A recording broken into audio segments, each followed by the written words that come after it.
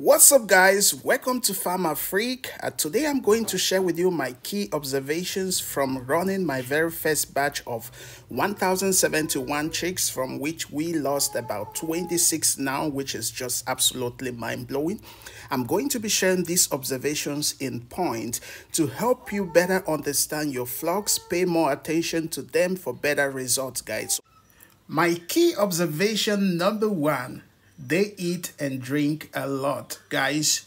This observation, it is very obvious. Okay, anyone can find this within a few days of running maybe your day old or your mature bird, guys. They eat and drink a lot, and this is what really makes them grow, okay, because it is this feed that converts to their weight and their body size, okay, and the water also combined with the feed really helps them to grow, guys. Observation number two, guys: they are very fragile. Well, this one is also very visible, guys. The birds are very fragile. That is why you don't want your poultry farm to become an amusement center where people from outside just barge into your poultry farm, into your poultry pen. They might be coming in with a lot of diseases. And once your farm becomes attacked by a virus or a disease, guy, you are left alone to suffer. So they are very fragile. You want to take very good care of them, and don't let people come in as if they are coming into a playground or something, guys. Observation number three: they need you around. This point is very important. They need you around. In as much as you have your workers, no matter how experienced they are, guys, believe me, no one will do it just the way you would do it, guys. This is from my personal observation, okay. I have about 3 workers, but when I see how they do things, I really like it. I wouldn't say they are doing it badly, okay, but if I put my hands on it, I do it differently. So that is why you really want to be around your birds. They need you for cleanliness, to maintain hygiene, sanitation, biosecurities, to enforce those measures that will make your farm a better one. So they need you around. Number 4, my key observation number 4: they don't grow the same in shape, weight, and height.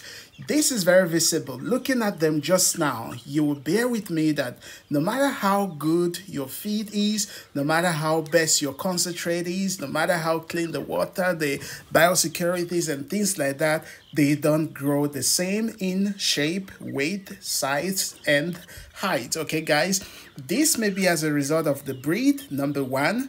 This is just common even with humans. Just check in your family, in your household. Some of your brothers are taller, some are short, and things like that, guys. So it's the same thing with the bird. And this, let me also throw a small light on this aspect of difference in shape, size, and weight, okay? Another tip for marketing here is that during marketing, you have to separate the flocks. The bigger one, the heavier one, those which are more heavier will fetch you much more money than the smaller ones. So you want to keep this tip very important in mind. Tip number 5, or observation number 5: know your market and its preferred kilogram. This is very important. Knowing your market, who your customers are, what kilograms do they prefer, really helps you to grow up your farm. First, it helps determine how many birds you should keep. Second, for how long you should keep them, okay? So knowing your market, I have heard it said many times that even before you bring in your day-old chicks, make sure you have already sold them. That is, it just simply means that before you keeping them, before you are growing this bird, you should have a ready market for it. Another thing you should put in mind is that your number of birds should be smaller than your market, okay? It means that your market should be way more bigger than the number of birds that you have. If you call buyer number A to come and pick up your 1,000 birds and buyer A doesn't show up, you can get to buyer B, C, and D, and they will come and pick them up. So that tip is very important. Know your market and its preferred kilogram. This also determines the amount and the price you are looking at and you are working at. Observation number 6, guys, we keep going. they don't like noise. This observation is a little closer to observation number two.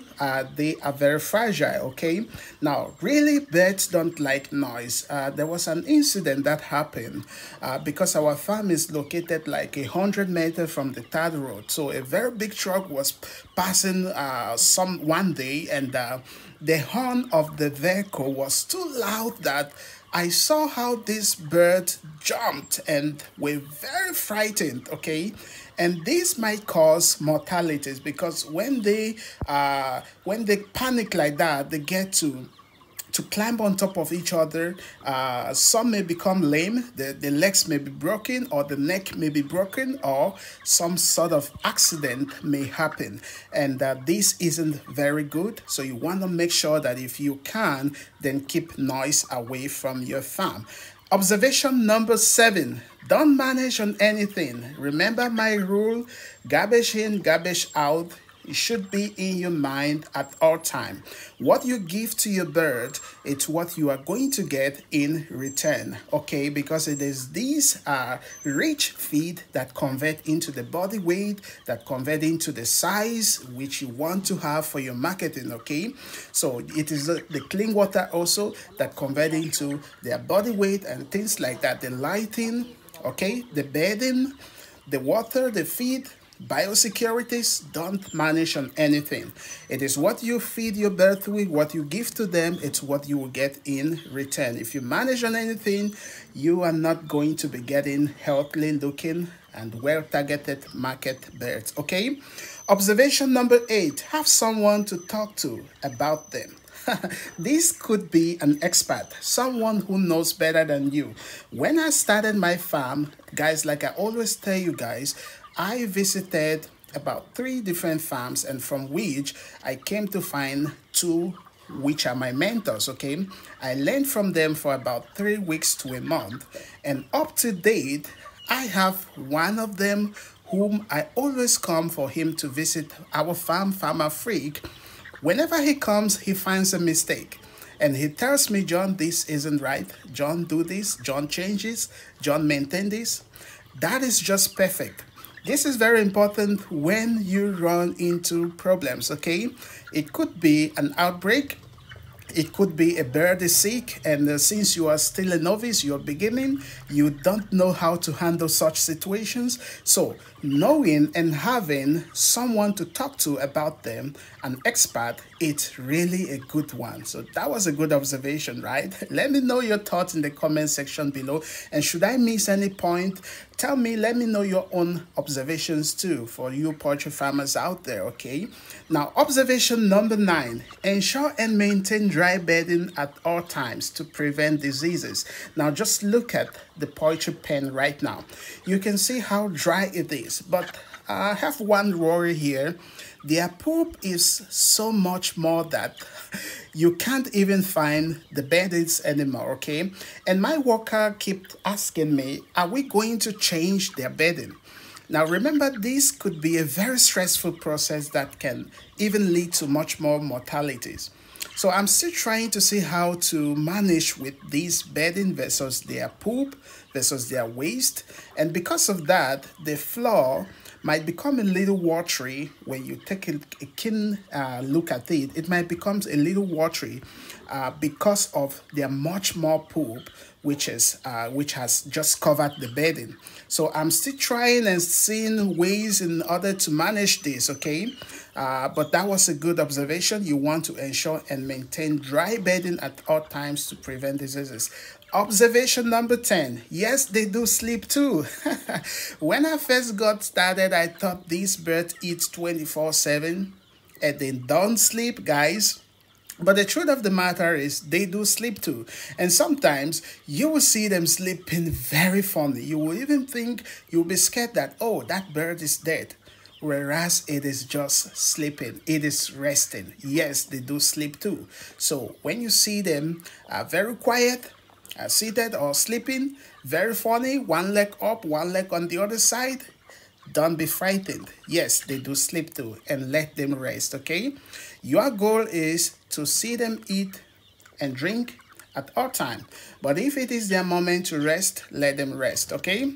So, key observation number 11, ensure and maintain steady and standby lighting.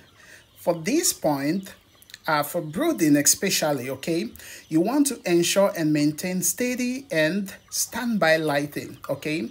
Now, remember, my very second batch, I ran into electricity problem because here in Central Africa, Cameroon, the lighting system here can fail at any time. So I'm really working on looking at ways to get alternative source of electricity.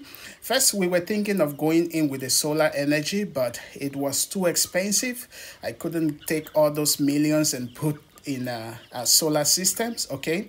So we will be getting an alternative generator when the official light goes off. We can have an alternative source, okay? Because there was a day that light was off for like 24 hours. And my day-old chicks were just 2 days in the farm, okay? At their day second, electricity was off for one whole day, 24 hours. But thank God, we had no major issues, no mortalities, but they did not feed for like 24 hours. And that alone helped to affect their growth, affect their weight. And you can bear with me that you also want to maintain and ensure a steady and a standby lighting system, okay? Guys, key observation number 12, raise up your feeders and drinkers. Now, this tip or this observation is very obvious. Like you can see right now, we try to raise up our feeders and our drinkers using the manual system, but it failed because these birds are bigger now. They always go to especially the drinkers and they pull them down and stuffs like that. You can see even the feeders, it is really low. Now, you need to raise them up in order for them to stretch their neck. That helps their muscular system, their neck muscular system to develop and to be stronger, okay? So you want to observe this with me, and then if you have the means, please find feeders and drinkers that you can raise them up as the birds become older, okay? Key observation number 13, grow a number smaller than your market. Okay, I already talked about this point when I was talking about marketing, okay? So what this point simply means, grow a number smaller than your market. It boils down to the point that said, know your market before you even farm these chicks, okay? So what this simply means is the number of birds should be smaller than your market, okay? For example, have like 20 buyers, okay, whom you have taken their contact, whom you have talked to, and they said, yes, we are excited, we are waiting for your bird, we are going to take them, okay? And then grow like 1,000 or 500, knowing that each of the buyer may take a minimum of 50 birds or 100 birds, and you are going to sell off before you even know it, okay? So this is very important observation when it comes to marketing. We are going to key observation number 14. Caution on how you switch feed, okay? This can affect your bird's growth, can affect a lot of stuff, guys. Be very cautious on how you switch between feeds, okay? Now, you want to watch my most recent video which focuses on feed. I taught you on how to differentiate the different feeds as per their stages, guys. You want to make sure that you switch on feed correctly because a very wrong switching of feed might affect your birth growth, especially for layers and even broilers too. It can drastically affect their growth, guys, which you don't want to let happen. If you have any doubt with switching your feed, I always tell you, get someone, an expert, whom you can talk to. I'm also here. You want to leave me your question in the comment section. I'm going to be leaving also my WhatsApp number. You can get in touch with me personally, and I'm going to help out answer your questions, guys. Key observation number 15. Follow their vaccines strictly. Now, staff them for 2 hours at most. This is prior to giving them a vaccine, okay? Now, I'm going to make a separate video about vaccination. Like we know, we always vaccinate them after 7 days of their first week and their second week. So I'm going to make a separate video on these, detailing on vaccination, types of vaccination, at what point in their life, and so on and so forth. So if you are administering vaccine to them, starve them of water for at least like 2 hours, so they will become much more thirstier, that once they see the water, the vaccine, they are going to consume within 2 hours, guys, which is just absolutely mind-blowing, right? Key observation number 16: weigh them regularly and make adjustment. This point is very important. You want to weigh your birds regularly. Get a small scale. I recommend this scale that measures grams, okay? Now you want to weigh your bird regularly. This is going to help you to understand whether the feed is doing well, it is converting well to weight, to size, and stuff like that. So you can see what we have on scale: 1.8 kilogram. This is like day 35, which is not bad. We are hitting up to our targeted weight as per our broiler bird chart. You want to watch my video, my previous video, where I talked about the ideal broiler bird weight chart for week, for days and month, okay? So you want to weigh your bird regularly. This is going to help you adjust on feed, adjust on water, adjust on biosecurities and other things. Key observation number 17: don't be shy of your mistakes, okay? Don't be shy of your mistakes. Learn from them. So if you make a mistake in the farm, don't be shy. You want to learn from your mistakes, and that is how we all grow, okay? So like I said, have an expert whom you can talk to, and they are going to expose your mistakes, guys. Key observation number 18, guys: if you can, then cultivate corn to cut on feed cost. Wow, this is mind-blowing, guys. Remember that corn, or maize as you may call it, guys, it is like 80% of the feed that you give to your birds, okay? So if you can cultivate your own corn, you can have your own corn farm, your plantation, that you can cultivate corn in order to provide 80% of their feed nutrient or component, then you will just be needing just like 20% to make it up to 100%. Corn is going to take 80%. So if you can cultivate your own corn, you are going to cut so much more on their feed cost. And this at the tail end, it's going to put so much more money into your pocket. I have a video that talks about feed. You want to watch that video? I'll leave the link in the description or and the top comment of this video. You need to watch that video to understand how much corn you will be needing, how much soya beans, and the different nutrients and components that formulate their feed, okay? That the title of that video is Broiler Bird Feed Formulation, okay? So you want to watch that video. So if you can, then cultivate your own corn to cut out on the feed cost, okay?